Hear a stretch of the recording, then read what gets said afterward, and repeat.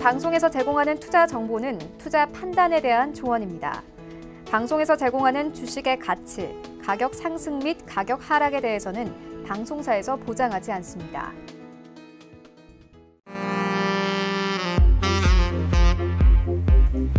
네, 안녕하세요. 베스트 트레이딩맨의 김민재입니다. 저희 베스트 트레이딩맨은요, 8시부터 10시까지 2시간 동안 매일 밤 여러분들과 함께하고 있습니다. 자, 오늘도 2시간 함께 하시면서 투자에 도움이 되는 전략들 세워가 보시기 바라겠고요.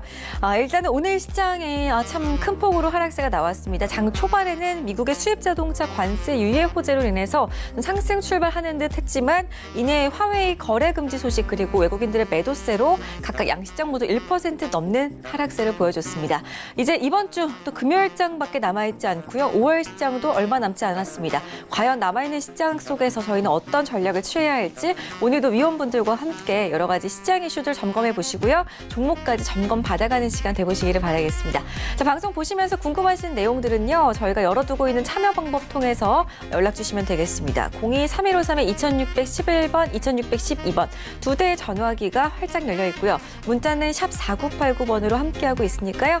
건당 100원의 정보 용료가 부과된다는 점도 잊지 않으셨으면 좋겠습니다. 자, 그렇기 때문에 저희가 무료로 또 연락을 취하실 수 있는 메신저를 열어두고 있습니다. 카카오톡 활용하시면 되는데요. 카카오톡 오픈 채팅방 검색창에 샘플러스 라고 검색하시면은 우리 시청자분들께서 원하시는 전문위원 톡방에 골라서 무료 입장 가능하니까요. 이렇게 활짝 열려있는 카카오톡 우리 개인 전문위원분들의 톡방에도 많은 참여해보시기를 바라겠습니다. 저희 본격적으로 배트맨 시작을 해볼 거고요. 배트맨에서 제공해드리는 정보는 전문가들의 조언일 뿐 해당 주식의 가치와 수익률은 보장하지 않는다는 점 고지해드리겠습니다. 자, 본격적인 시작에 앞서서 배트맨 위원분들의 포트 수익률부터 오늘도 확인을 해보겠습니다. 배트맨 추천주 전체 포트폴리오 확인해 보시겠습니다. 센티비 막강 전문위원분들의 탑 10 종목입니다. 박정식 위원의 SFA 반도체는 64.43% 수익률 기록하고 있고요. 김현성 위원의 남성 46.59% 그리고 이성배 위원의 오스템 임플란트는 20%에 가까운 수익률을 달성하고 있습니다. 박정식 위원의 KEC 18%의 수익률 기록 중이고요. 이가람 위원의 넥슨 GT 계속해서 수익률이 올라가고 있습니다. 15%에 가까운 수익률을 향해 가고 있습니다. 다음 종목들 확인해 보시죠. 하체계 위원의 TK 케미칼 13.33%, 김현성 위원의 에이테크 솔루션 10.89%, 박정식 위원의 TSE 5.22%, 하체계 위원의 BDI 5.15%, 여승재 위원의 대덕전자 오늘장 또 올랐네요. 4.55%, 5%에 가까운 수익률로 계속해서 달려가고 있습니다. 네. 막강 센티비 전문위원분들의 포트 수익률 확인해 보셨습니다. 일단은 오늘 또 목요일이었는데요. 목요일장 함께해 주실 배트맨 분들도 소개를 해드려야 될 것 같습니다. 인사부터 나눠보겠습니다. 안녕하세요. 안녕하세요. 네, 반갑습니다. 자, 일단은 세 분께서 오늘 저희 또 시청자분들과 함께 시장 이야기 나눠주실 거고요. 그 전에 한 분 한 분 저희가 리뷰를 좀 들어보도록 할 건데요. 일단은 이가람 위원부터 좀 만나보도록 하겠습니다. 이가람 위원님? 네. 네, 넥슨 GT 15%에 가까운 수익률을 기록하고 있습니다. 계속 보유하고 가면서 수익 낼 수 있을까요? 물론입니다. 이 종목은 그냥 보유하시고요. 넥슨이 이제 인수에 관련되어 있는 뉴스가 정확하게 나올 때까지 보유를 하시고 난 다음에 그 이후에도 상승이 나타나는지 또는 하락세로 크게 이제 재료 소멸로 다시 한 번 더 큰 하락세가 나타나는지에 따라서 그때에 따라 실시간 대응으로 보시는 게 가장 좋겠다라고 말씀을 드리겠고요. 그렇기 때문에 앞으로 계속 이전에 하락이 나왔던 부분은 이제 인수가 지연됐기 때문에 하락이 나왔던 것이고요. 지연은 인수가 불거됐다라는 뉴스가 아니었죠. 그렇기 때문에 인수에 관한 정확한 뉴스가 나올 때까지 계속 보유 전략 말씀을 드리겠습니다. 네, 아주 좋은 팁을 하나 주셨습니다. 넥슨 GT 계속해서 보유하는 의견 드렸고요. 이어서 여승재 위원과도 이야기 나눠보도록 하겠습니다. 여승재 위원님의 대덕전자 먼저 오늘은 좀 확인을 해보고 싶거든요. 이 종목 봤더니 수익률이 또 5%에 가까운 수익률로 올라오고 있습니다. 계속 보유 맞나요? 네, 맞습니다.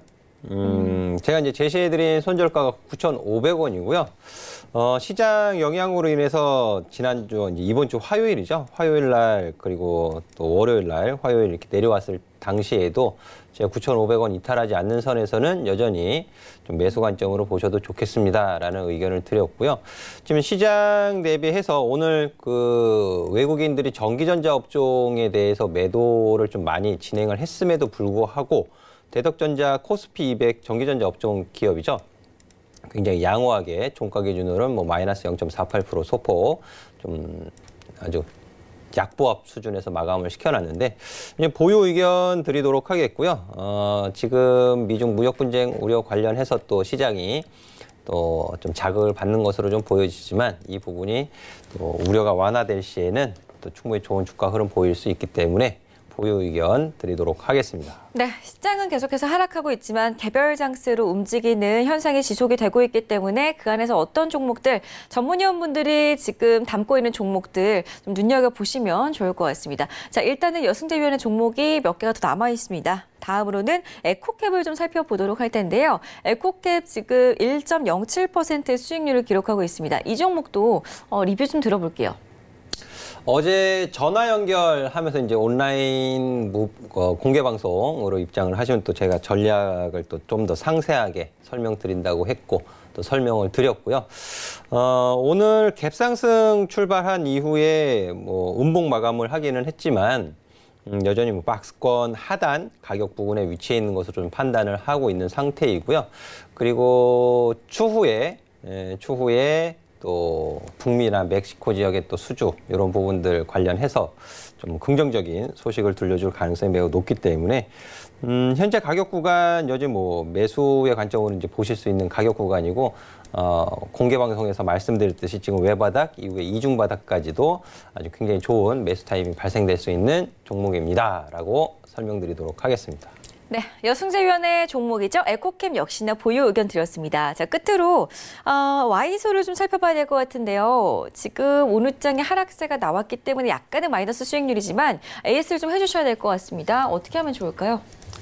오늘 와이솔이 장 초반에는 뭐 좀 떠서 시작을 했어요. 그런데 오늘 통신 장비주들 어제 급등했었던 종목들이 전부 다 이제 가격 조정을 좀 받는 모습을 보였었거든요. 뭐 통신 장비주뿐만 아니라 뭐 하락한 종목 수가 이제 오늘 월등히 좀 많았지만 그렇다 하더라도 이제 와이솔 같은 경우에는 오늘 기관이 5거래일 연속 순매수를 보여주고 있습니다. 물론 이제 외국인 매도로 인해서 주가의 반등이 좀 제한적인 영향을 받고 있지만 그렇다 하더라도 16,000원 이탈하지 않는 선에서는 물론 제가 이제 리스크 관리하는 가격은 15,000원으로 제시를 해드리고 있지만은 단기적으로 16,000원 이탈하지 않을 시에는 충분히 재차 상승 여력이 남아있다. 그리고 내일 아마 중국에서의 그 대표 이통사들의 5G 시범 운영 이런 소식들이 나올 것으로 제가 좀 보고 있는데 그런 소식들이 전해지고 나면 다음 주에는 조금 더 개선된 주가 흐름을 좀 기대해 보셔도 좋지 않을까 하는 말씀 드리도록 하겠습니다. 네, 와이솔 손절가를 잡아드렸습니다. 손절가 15,000원이라고 하고요. 이탈되지 않는다면 계속해서 보유하는 의견 드렸으니까요. 참고하시고 가져가시면 되겠습니다. 자, 막강 배트맨 전문위원분들의 포트 수익률 그리고 전략까지 다시 한번 확인을 해봤고요. 저희 다음 코너는 시크릿 추천주 코너 준비가 되어 있습니다. 바로 이동해 보겠습니다.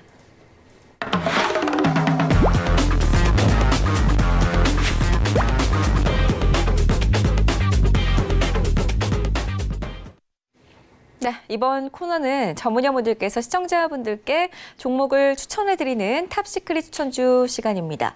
하지만 코너명에 탑시크릿이 들어가 있는 것처럼 저희가 종목 추천 시간이지만 당일의 종목을 알려드리고 있지는 않고 있습니다. 오늘 종목을 추천한 전문위원의 다음 방송 출연일 때 종목명이 공개가 되고요. 오늘은 종목을 유추하실 수 있는 단서들만 저희가 제공을 해드릴 거기 때문에 방송 보시면서 함께 정답도 맞춰보시고 맞춰보시다가 정말 모르겠다, 너무나도 답답하다 하시는 분들은 샵 4989번으로 배트맨 호출해 주시면 저희가 문자 주신 분들에게만 종목명을 답장으로 보내드리고 있으니까요. 이 부분 참고하셔가지고 궁금증은 해결해 가셨으면 좋겠습니다. 자, 오늘 첫 번째 시크릿 추천주는 어떤 종목인지 화면 통해서 먼저 확인해 보겠습니다. 네, 배트맨 오늘의 시크릿 추천 종목입니다. 하락장에도 강하다. 헉, 정말 강한 종목인가 봐요. 아주 느낌표 하나에다가 강력하게 말씀을 해주셨는데 오늘 진짜 하락장 속에서도 상승세를 보여준 종목이네요. 일단은 어떤 분의 종목인지 궁금하고요. 특징들 좀 살펴주시기 바랄게요. 정재우 위원님. 예. 자꾸 얼마인지 맞추려고 하시는데 일단은 어떤 분의 종목인지부터 좀 한번 맞춰볼까요? 가격대를 보면 뭐 이가람 전문위원의 가격 종목이 아닌가라고 좀 판단이 되는데요. 투자 포인트, 뭐 단서나 이런 것들을 좀 말씀을 좀 해주시죠. 네, 뭐 투자 포인트를 말씀드리기에 앞서서요. 뭐 간단한 말씀을 드리자면 지금 제 개별 메신저 톡방이 있어요. 저하고 의사소통하고 있는 메신저방이 있는데 제가 방송에는 일주일에 한 번 출연하지만 톡방은 제가 매일 출연하고 있죠. 톡방에서 수익률이 지금 어마어마합니다. 얼마 전에 나왔었던 파워넷도 상한가를 제가 기록을 했고요. 그 이후 갭상승까지 상승하면서 33% 수익도 냈고 그다음에 오늘 중앙리민테크 상승세가 크게 나왔죠. 연일 상승세가 이어지면서 현재 20% 수익 중에 있고요. 그다음에 이렌텍 최대 31%의 수익을 제가 카톡방에서 내고 있습니다. 그 후속주다라고 말씀을 드리겠고요. 지금 손실 중이다라고 하시는 분들이 계시다면은 그 종목들 다 매도하시고 이 종목만 매수하시면 충분히 수익을 낼 수 있는 종목이 되겠는데요. 뭐 매수 포인트, 뭐 종목에 대한 포인트를 말씀드리자면은 조금 전에 나왔지만 시장이 지금 굉장히 약합니다. 약한 가운데 오늘 상승세가 나타났습니다. 하락장이 사실 더 수익 내기가 쉬운 장이에요. 저는 개인적으로 하락장은 더 좋아합니다. 왜냐? 수익 내기가 더 쉽습니다. 그만큼 오늘 하락장에서 강한 종목이었다라는 점 말씀드리겠고요. 두 번째로는 지난해에 나왔던 뉴스 같은 경우에도 미국의 바이오 회사를 인수하기 위해서 이제 그 CB를 발행을 한 적이 있습니다. 그에 따른 이슈가 다시 한 번 더 부각이 될 수 있다라고 말씀을 드리겠고요. 세 번째로는 그 투자 신탁을 통해서 이제 다른 데 관계사로 투자를 한 부분이 있는데 사실 이 영업이익 부분은 좀 안 좋게 나타났어요. 하지만 이 회사가 투자한 투자 신탁 쪽을 통해서는 그쪽에서는 이제 기말에서 평가를 받았을 때 상승세가 나타나면서 흑자로 전환이 된 부분도 있습니다. 그렇기 때문에 이러한 부분이 다시 한 번 더 내일 부각이 된다면 상승이 이어질 거고요. 그리고 방송에서 말씀을 드릴 수 없는 부분도 있는데 이 부분에 의해서라도 내일부터 또는 다음 주에 굉장히 큰 상승이 나올 겁니다. 그렇기 때문에 말씀드린 것처럼 손실 중인 분들은 이 종목 다 매도하신 다음에 이 종목으로만 갈아타셔도 굉장히 큰 좋은 수익이 나오실 거라고 말씀을 드리겠습니다. 네, 상당히 좀 강한 자신감인 것 같은데 오늘같이 시장이 좀 안 좋은 시장에서도 이 상승을 좀 했다라는 것 자체가 일단 좀 강하다라고 좀 보시면 좋지 않을까 싶은데요. 좀 전에 말씀을 드렸던 것처럼 이가람 전문위원의 종목이 어떤 종목인지 궁금하다 생각하시는 분들은요. 샵 4989로요. 배트맨 이렇게 해서 문자를 보내주시면 저희 서울경제TV에서 문자를 보내주신 분들께 링크 주소를 하나 보내드릴 거예요. 그러면 그걸 클릭을 하시게 되면 참여를 할 수가 있어요. 오프 채팅방에 참여를 할 수 있으니까 그곳에 가시게 되면 뭐 시황적인 얘기, 그다음에 종목 얘기 이런 것들 많이 해드리니까요. 많이들 참여해 주시기 바랍니다. 네, 알겠습니다. 자, 일단은 오늘의 시크릿 추천 종목은 이가람 위원의 종목이었고요. 어떤 종목인지는 저희가 다음 이가람 전문위원회 방송 출연할 때 방송에서 공개를 해드리겠습니다. 개인적으로 추가적으로 궁금하신 분들 문자 주시기 바라겠고요. 제가 개인적으로 좀 이가람 위원께 궁금한 게 생겼어요. 뭐 이렌텍이라든지 중앙리빙이라든지 네, 또 라운시큐어 이런 관심 종목들을 톡방에다가 주신다고 하셨는데 뭐 무료 톡방 가면은 그냥 무료 톡방에 계신 분들 모두에게 공개를 해주시는 건가요? 네, 당일날 아침에 제가 올라갈 수 있는 종목들의 관심 종목이다 하고서 종목을 던져드려요. 그러고 나면 실제로 그날부터 급등세가 나타납니다. 실제로 이렌텍, 뭐 중앙리민테크 한 번도 밀린 적이 없고 언급드린 다음부터 바로 급등세가 이어졌기 때문에 오시면은 누구나 받아가실 수 있습니다. 네, 주문을 거시는 것 같아요. 바로바로 이렇게 아침에 장 시작과 동시에 여러분들께 무료 톡방에서 관심 종목을 한 종목씩 제시를 해드리고 있다고 합니다. 이가람위원회 톡방에서 얻어가실 수 있는 정보들이니까요. 궁금하신 분들은 카카오톡 오픈 채팅방 검색창에 샘플러스 이가람 검색하시고 무료 톡방에 입장해 보시는 것도 좋겠습니다. 사실 오늘 시크릿 추천주는 여기까지 함께하겠고요. 다음 코너는 시장에 대한 이야기 본격적으로 나누는 시간 가져보겠습니다.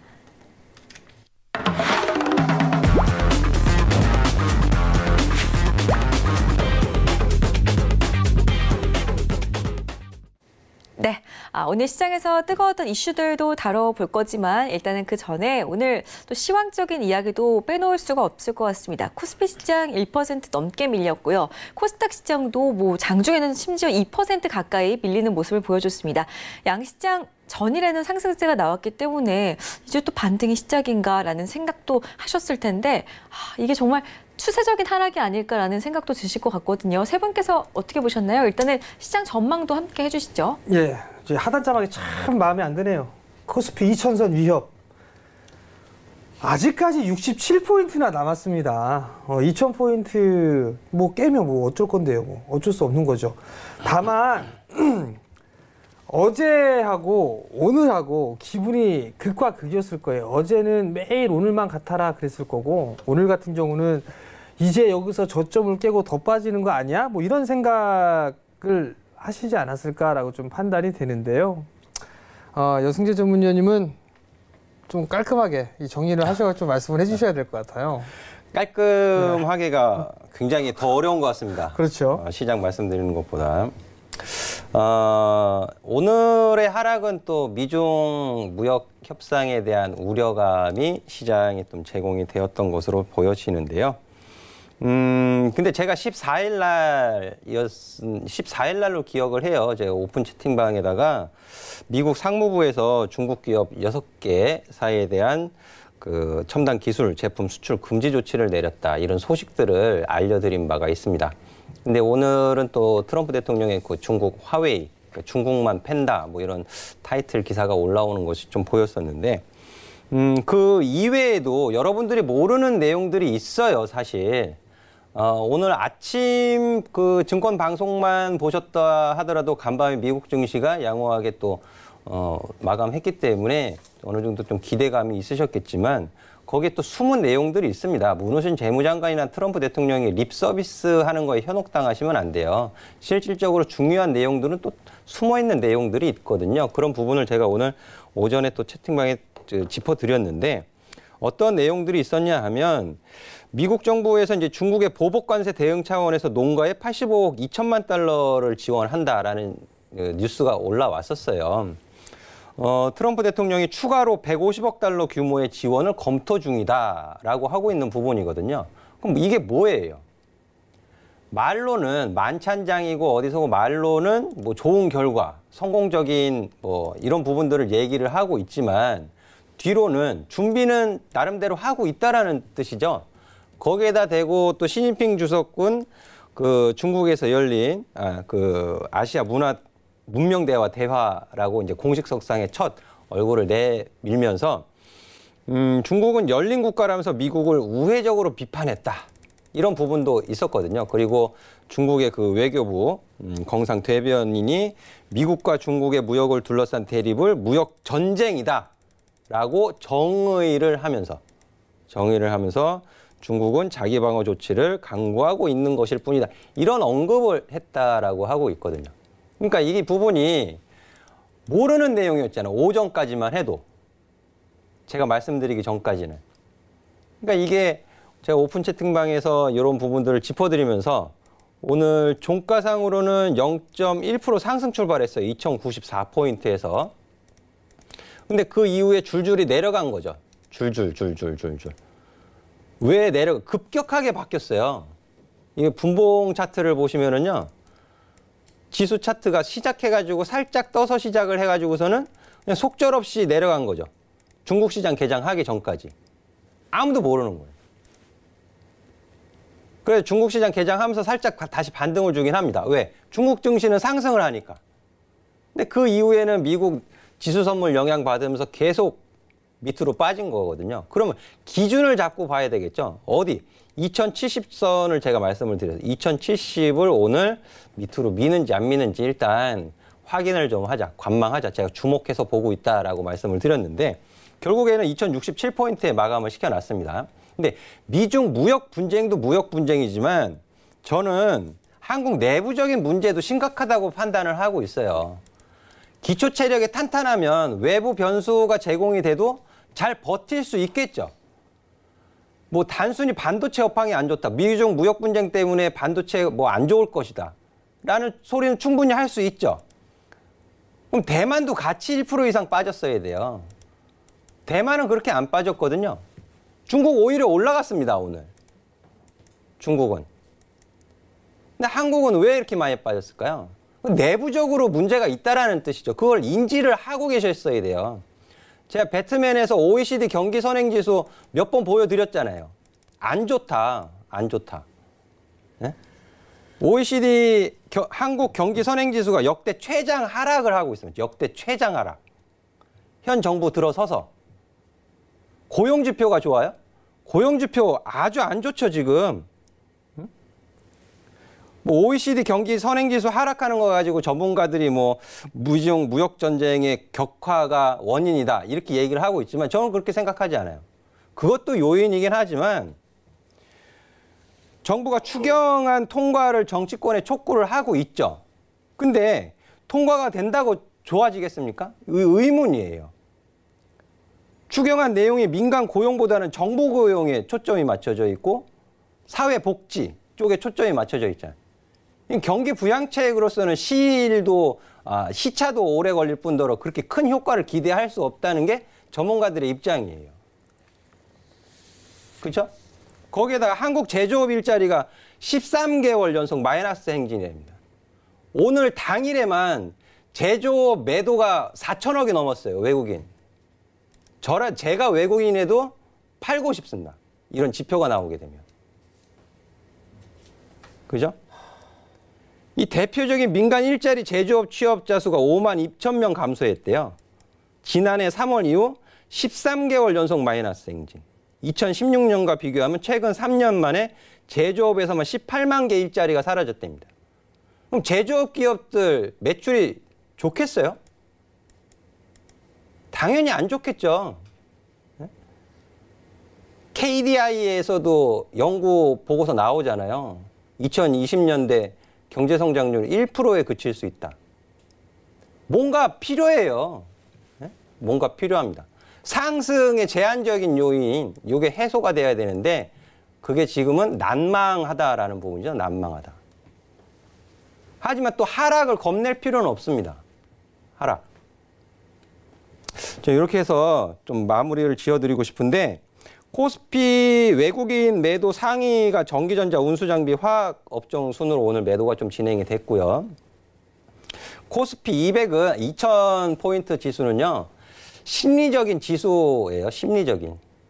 일단 제가 중요하게 코스피 지수 차트를 일단 제시는 해드렸었죠.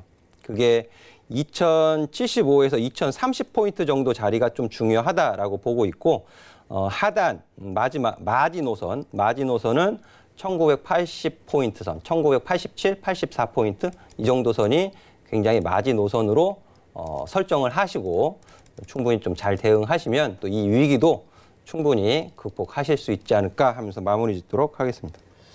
예, 일단 경기선행지수가 상당히 좀 안 좋죠. 거기에 따른 뭐 기술적 분석까지 일단 좀 해주셨고요. 제 이 얘기는 조금 이따 하도록 하겠고요. 그럼 우리 이가람 전문위원님도 수급 점검하고 그다음에 어떻게 대응을 좀 짜는 게 좋을지 그 부분들을 좀 말씀해 주시죠. 뭐 일단 미국 같은 경우에는 이제 미증시가 하락을 하게 되면요. 트럼프 대통령의 지지율도 동시에 하락을 하는 경우가 굉장히 많습니다. 그렇기 때문에 미국은 트럼프 대통령이 자신의 지지율을 위해서라도 하락을 제어를 시키는 부분이 있어요. 그 부분에서 많은 정책들도 내놓고 무역 전쟁에 대한 무역 분쟁에 대한 협상 부분도 중국과만 선을 긋고 다른 이해 분쟁 지역은 이제 좀 마무리 지으려고 하는 액션을 좀 취해주고 있는 부분도 있는데 근데 그에 반해서 이제 우리나라 같은 경우에는 뭐 실무 경제를 보나 또는 생활 속에서 자영업자분들만 보더라도 폐업률이 엄청나고요. 그다음에 자영업자분들을 만나 뵈면 굉장히 어렵다라는 얘기를 많이 하십니다. 그 정도로 나라가 어렵다라는 상황이기 때문에 미국과는 다르다. 그래서 미국과 중국을 비교하기보다 우리는 우리 하나로 단독적인 부분으로 봐야 되지 않을까라고 말씀을 드리겠고요. 그냥 뭐 매매 동향 같은 경우는 뭐 많이 보셔서 아실 거예요. 지금 외국인들이 뭐 6거래 연속 뭐 매도세를 보여주고 있고요.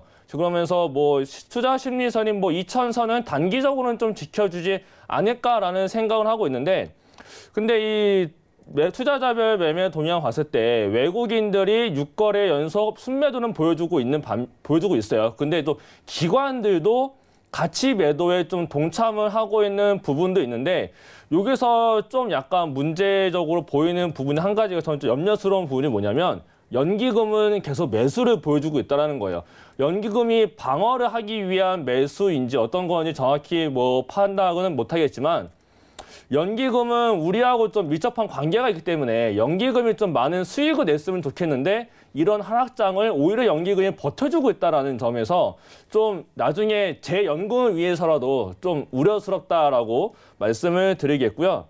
사실 근데 이 대응적인 부분이 중요하겠죠. 지금의 뭐 기술적인 분석 같은 경우는 트럼프의 트위터로 의해서 지금 주가들이 많이 요동을 치기 때문에 기술적인 분석보다 좀 시장에 대한 뭐 이동 이런 걸 좀 봐야 되겠다라고 말씀을 드리겠고요. 하지만 대응적인 부분을 봤을 때 개인들은 기관 투자자가 아니기 때문에 빠른 수익을 내고 싶어라 합니다. 그렇기 때문에 시장이 하락을 할 때 오히려 더 수익을 내기 쉬운 장세가 펼쳐져요. 왜냐하면 하락을 하고 있는 동시에는 반대로 시장이 상승을 하고 있을 때는 모든 종목들이 다 올라갑니다. 그렇기 때문에 종목의 쏠림 현상이 약해요. 반대로 시장이 하락할 때는 강세 종목으로 많은 수급이 쏠리게 되어 있습니다. 그렇기 때문에 강한 종목들을 매수를 해서 트레이딩 관점으로 대응을 한다면 하락장에서도 충분히 수익을 낼 수 있는데 그렇지 않고 떨어지고 있는 종목들만 지켜보면서 언제 멈추나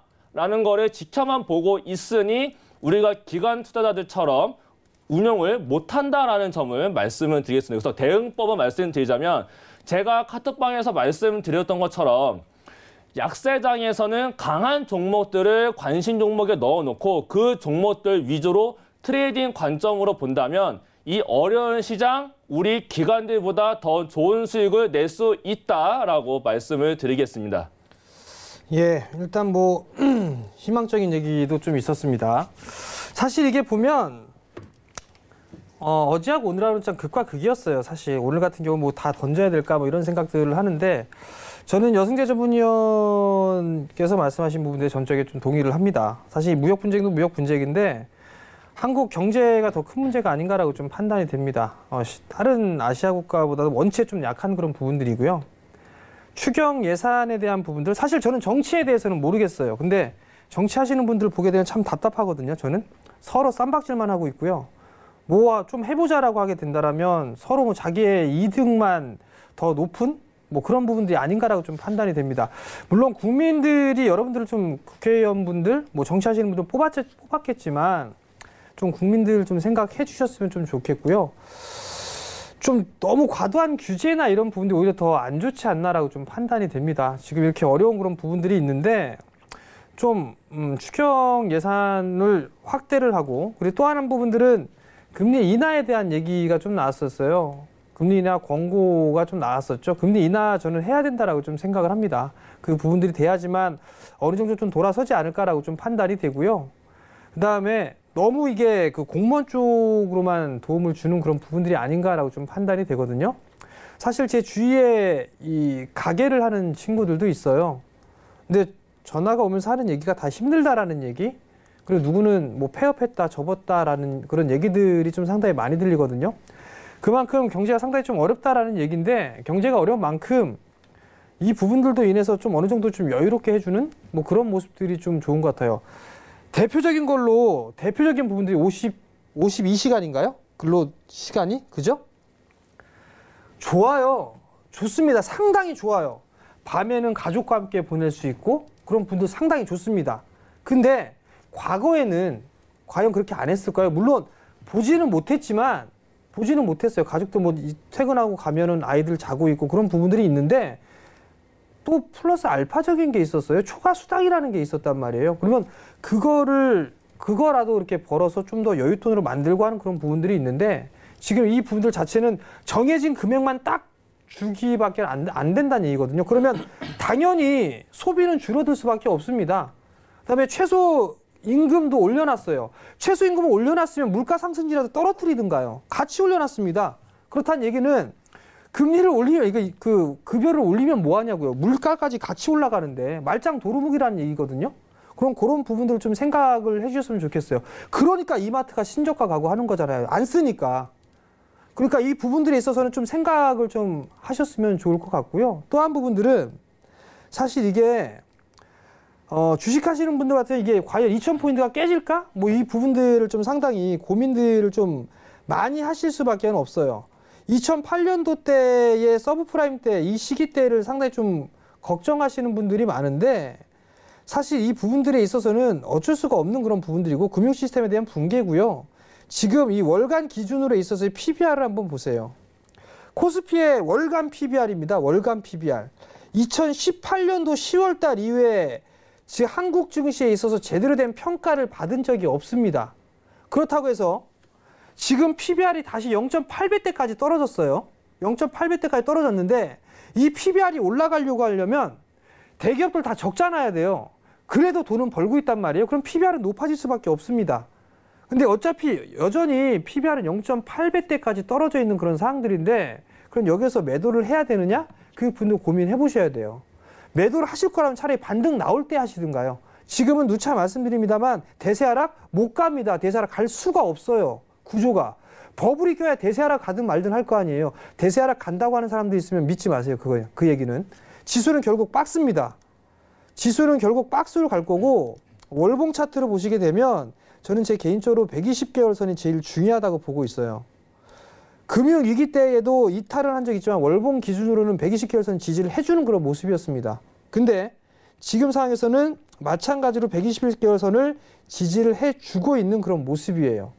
그렇다는 얘기는 이 자리대 즉 2000포인트가 살짝 붕괴는 한다 하더라도 일시적인 붕괴다라고 좀 보시면 좋을 것 같고 될지 안 될지도 몰라요. 그 다음 박스라고 여전히 말씀을 드렸을 겁니다. 상단 박스냐 아니면 하단 박스냐예요. 이 부분을 가지고 나서 하단 박스에는 매수를 해야 되는 그런 자리대이면 맞고요.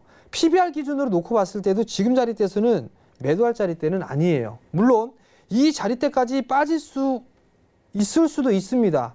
근데 저는 지지를 해줘야 된다고 좀 판단을 하고 있어요. 그렇기 때문에 너무 주가적으로 밀린다고 해서 너무 불안해하거나 그러지 마시고 반등이 나왔을 때 차라리 시장이 너무 불안하다면 반등이 나왔을 때 그때 현금을 좀 만드는 전략이 더 좋다라는 거.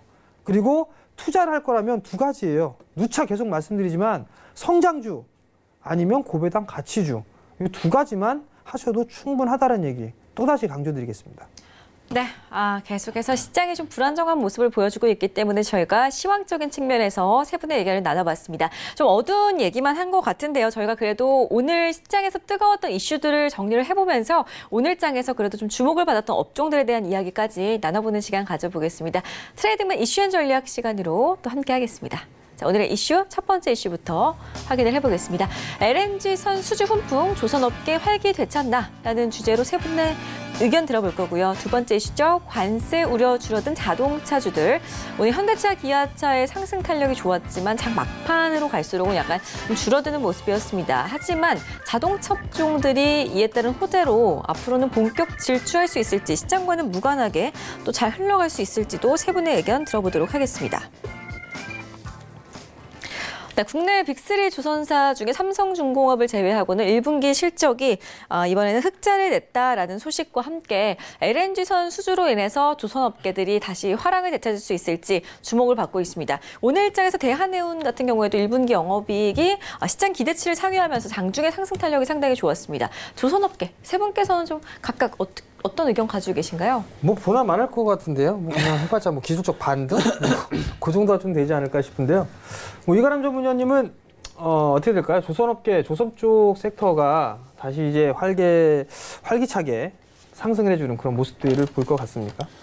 사실 네. 이쪽은 저는 좀 원래 좀 관심이 없던 분야였어가지고요. 그렇죠. 관심이 좀 원래 저는 없던 분야인데 이 이슈를 조금 말씀을 뭐 드릴 만한 거는 제가 알고 있는 거는 좀 몇 가지가 있기는 합니다만 그냥 뭐 몇 가지 이렇게 뭐 뉴스에 나왔던 내용들로만 보자면은 뭐 2020년까지 뭐 세계적으로 100척 이상의 LNG선 발주를 할 것으로 전망이 되고 있고 뭐 카타르에서 뭐 2020년까지 LNG 운반선을 최대 60척까지 발주를 할 예정이다라는 뭐 뉴스도 많이 나타나고 있어요. 그리고 또 더불어서 트럼프 대통령이 또 LNG 수출 확대에 굉장히 혈안이 되어 있고 에너지도 이제 아메리카 퍼스트다라는 내용으로서 또 발언을 한 내용도 있습니다. 그래서 뭐 실제로 미국은 천연가스 수입 국가에서 수출 국가로 바뀌었고요. 그리고 미국의 뭐 텔루리안이라는 기업이 있는데 이 기업이 멕시코만에 있는 뭐 루이지애나주에서 드리프트 우드라는 그 LNG 수출 터미널을 건설을 할 예정이고 그리고 2023년부터 가동에 들어갈 예정인데 이에 따른 수주도 이제 우리나라가 따오지 않을까에 대한 예상도 조심스럽게 나타나고 있습니다. 그래서 뭐 이런적인 전망을 봤을 때는 굉장히 좋아 보이기는 해요. 그래서 뭐 관심도 가져볼 만하고 매수도 한번 해볼까라는 생각을 할 수 있겠는데 저는 사실 이쪽에 관심을 두지 않는 이유가 좀 장기적으로 봐야 되지 않을까라는 관점이기 때문에 저는 개인 투자자들의 입장에서 단기적인 관점으로 수익을 내는 거에 초점을 두고 있다 보니 좀 장기적으로 봐야 되는 이쪽 LNG선, 조선 쪽에는 크게 관심을 두고 있지는 않고 있는 상황이긴 한데 이 정도의 뉴스 정도 아니면 앞으로의 전망으로만 놓고 본다라고 했을 때는 뭐 당연히 뭐 앞으로 전망은 좋다라고는 말씀을 드릴 수 있겠습니다. 예. 일단 뭐 조금 전망적인 부분들 뭐 이런 거는 좀 좋다라는 의견을 좀 주셨고요. 그럼 우리 여승계 전문위원님은 어떻게 보시나요? 조선 업황이요? 뭐 지금 조선업계 활기를 되찾을까? 활기를 찾나? 네.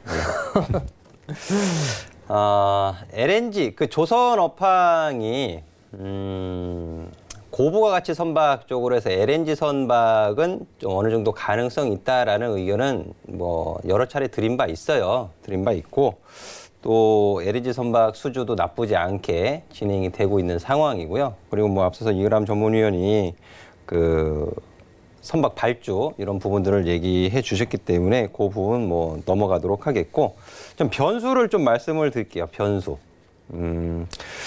현대중공업이 오늘 노조가 올해 첫 파업에 돌입을 했다고 합니다.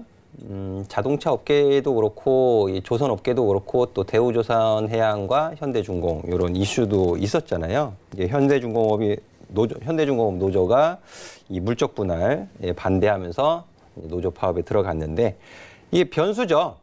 그리고 4시간 파업에 들어갔는데 22일에는 8시간 파업에 또 전면 파업하고 이제 상경투쟁도 벌인다 이런 뉴스가 올라왔습니다. 그래서 이런 부분들 변수가 있기 때문에 지금 현대중공업 차트를 보시면요. 그런 긍정적인 전망이 무색할 정도로 지금 주가 조정을 받아 내려와 있어요. 그렇죠? 방금 앞서서 말씀드린 그런 변수가 주가에 작용을 했기 때문에 그렇습니다. 그래서 현대중공업 조선사들에 대한 접근은 좀 보수적으로 하시는 것이 좋지 않겠는가라고 의견을 드리고 싶고 다만 LNG 선박의 발주가 늘어나고 수주가 증가를 한다라면 이미 주가의 반응을 보이는 기업은 딱 2기업 있어요. 동성화인텍, 한국카본. 그렇죠. 둘 다 초저온 본행제를 양분하고 있는 기업이거든요. 근데 이제 본행제에 대한 부분이 약간의 차이가 있어요. 동성화인텍하고 한국카본하고. 사업 내용, 이제 초저온 본행제 사업을 하는 건 똑같은데 그 안에 좀 세부적인 내용이 좀 차이는 있습니다. 한국카본하고 동성화인텍하고. 하지만 주가 흐름은 굉장히 유사한 흐름을 보이고 있어요. 유사한 흐름을 보이고 있고, 제가 한 가지 더 팁을 드리자면, 조선사가 LNG 선박 수주를 하죠. 수주를 하면 설계도 하고 이제 막 작업에 들어갑니다. 작업에 들어가서 초저온 본행제를 발주를 주겠죠, 이제. 동성화인텍이든 한국카본한테. 그게 6개월 정도 걸려요. 수주를 받고 나서. 그러니까 실적으로 잡히는 시차도 있겠죠? 그러니까 이런 부분들 감안해서 좀 보시는 게 좋겠다라고 말씀드리고 싶고, 동성화인텍 최고가 경신하는 흐름이 오늘 나왔습니다. 조선사들하고는 전혀 상반된 주가 흐름이죠. 그렇죠? 삼성중공업, 현대미포조선, 대우조선해양, 현대중공업, 이 조선사들과는 전혀 상반된 주가 흐름을 보이고 있어요. 그리고 한국카본도 마찬가지죠.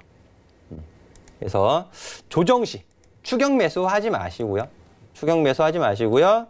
조정 시에 매수 관점으로 보실 수 있는 초저온 본행제 기업, 동성화인텍, 한국카본을 오히려 좀 관심 갖고 보시는 게 더 좋지 않겠나 하는 의견 드리겠습니다.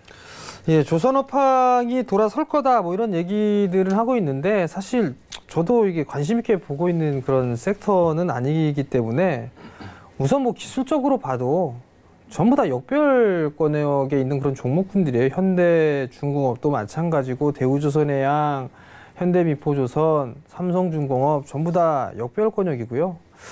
그다음에 이게 좀 확인을 해봐야 되는 부분들이지만 저가 수지에 대한 부분들 이게 여전히 좀 얘기가 있던 그런 사항들이기 때문에 이 부분들도 체크를 좀 해봐야 되지 않을까. 그리고 지금 현재 시장의 흐름하고도 저는 별반 다르지 않다라고 좀 보거든요. 대형 섹터들이 오히려 대부분 업종군들이 못 가고 있는 그런 상황이잖아요. 중소형주만 좀 강한 그런 모습들을 보여주고 있고, 그런 모습을 놓고 봤을 때는 이쪽 섹터들도 마찬가지로 조선 기자재 쪽이 훨씬 더 낫지 않을까라고 좀 판단이 되거든요.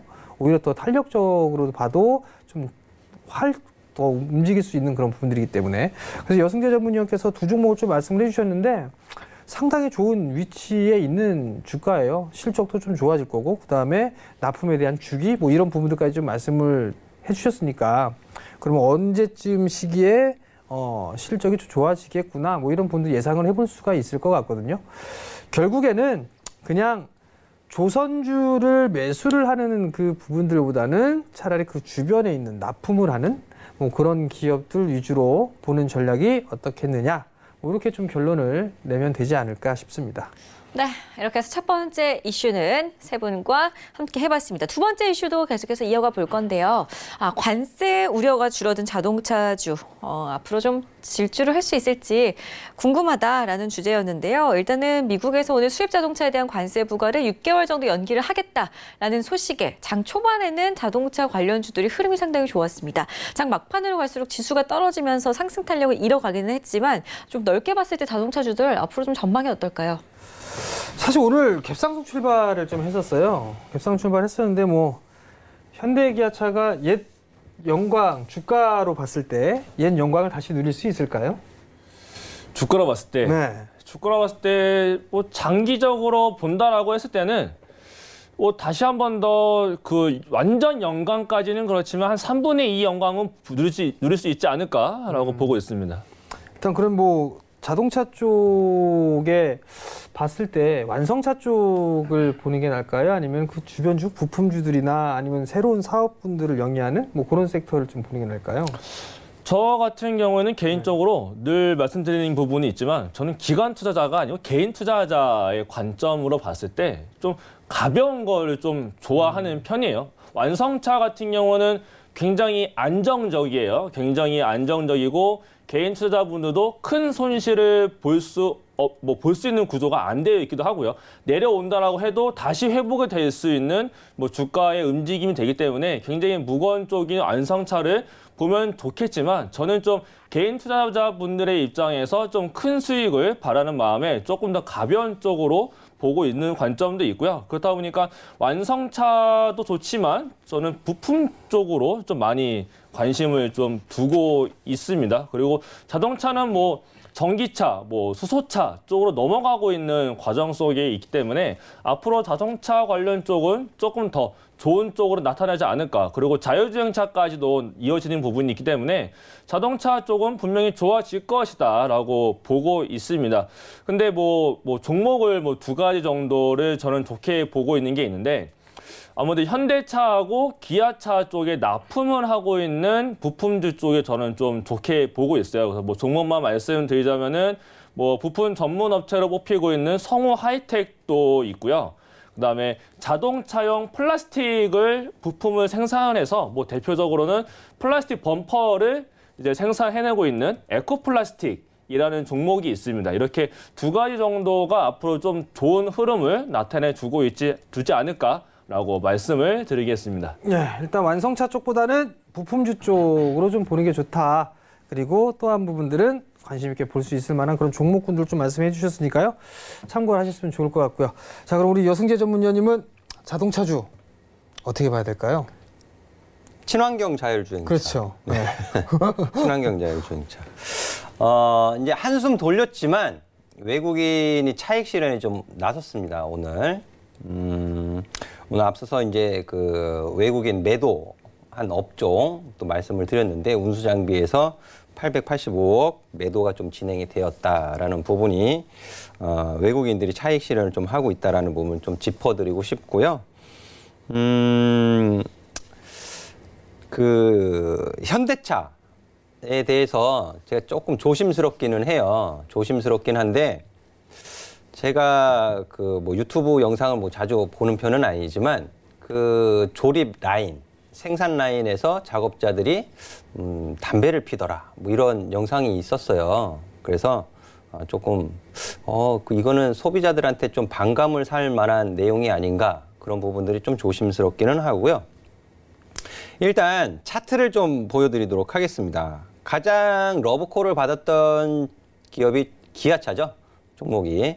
기아차가 가장 탄력적인 모습을 보여서 또 4월 30일 날 46,300원까지 올라갔는데, 이 5만 원 가격 구간, 45,000원부터 5만 원 가격 구간은 좀 넘어가기 좀 쉽지 않은 구간입니다. 쉽지 않은 구간이라서 저항을 좀 예상을 해볼 수 있겠고요. 지금 오늘 수급 외국인이 차익 실현한 것을 좀 확인하실 수 있을 것 같아요. 그동안 주구장창 연속 순매수를 보였던 외국인이 오늘 차익 실현을 했다. 아마 제가 그 트럼프 대통령의 관세 이 부과 연기 요 부분에 있어서 요 부분도 제가 오픈 채팅방에 이미 좀 어느 정도 소식을 말씀드렸어요. 14일 날 독일에서 미국의 자동차 관세 인상 시기 억측은 불필요하다라는 말이 나왔고, 그리고 유럽위원회의 위원회가 미국 트럼프 대통령이 자동차 관세 결단을 보류할 가능성이 있다라고 이미 언급이 나왔었거든요. 그게 이제 오늘 아침에 이제 소식이 전해진 거죠. 그 부분이 구체적인 내용들이 이제 보도가 된 건데, 이제 그 부분은 좀 외국인도 이런 부분들을 이미 어느 정도 감지하고서 매수를 한 것이 아니었나라고 좀 추정을 해볼 수 있겠고, 이렇게 6개월 뭐 연장 뭐 이런 가능성 보도가 나오니까 이제 이제서부터 차익 실현을 한 것이 아닌가, 저는 그렇게 보여집니다. 기아차뿐만 아니고 현대모비스 그리고 현대차 이런 종목 주요 기업들 오늘 다 외국인이 그동안 연속 순매수를 보여주고 있던 기업들에 대해서 매도가 진행이 됐다. 그래서 오늘 좀 조정받는다고 해가지고 벌써부터 막 매수하지 마세요.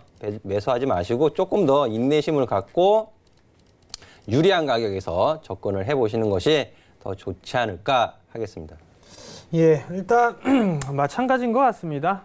사실 이게 완성차 쪽 같은 경우도 이게 그 시장 점유율이 좀 판매 대수가 좀 늘어났던 그런 부분들 포인트를 좀 잡아봐야 될 것 같은데, 그냥 승용차보다는 SUV에 대한 판매 이 부분들 때문에 성장을 한 그런 부분들이거든요. 그렇기 때문에 거기에 납품을 할 수 있는 자동차 부품사들을 좀 보는 게 좋지 않을까. 사실 완성차 쪽보다는 부품주들이 좀 더 수혜가 있지 않을까, 탄력이 좀 좋지 않을까라고 좀 판단이 되고요. 거기다 플러스 알파적인 부분들을 좀 보게 되면 그 부분들이죠. 수소차 쪽에 있어서 사업도 할 수 있는 뭐 그런 종목군들 위주로 진행을 하게 되면 좋은 결과가 있지 않을까. 조정 시에는 저도 한 번쯤은 관심 있게 봐도 될 만한 그런 섹터가 아닌가라고 좀 판단이 되니까요.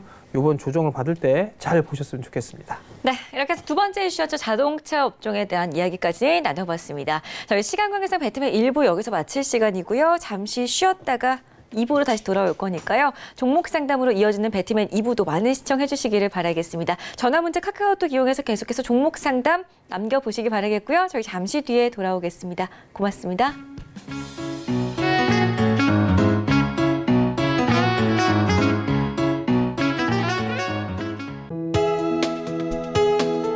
본 방송에서 제공하는 투자 정보는 투자 판단에 대한 조언입니다. 방송에서 제공하는 주식의 가치, 가격 상승 및 가격 하락에 대해서는 방송사에서 보장하지 않습니다.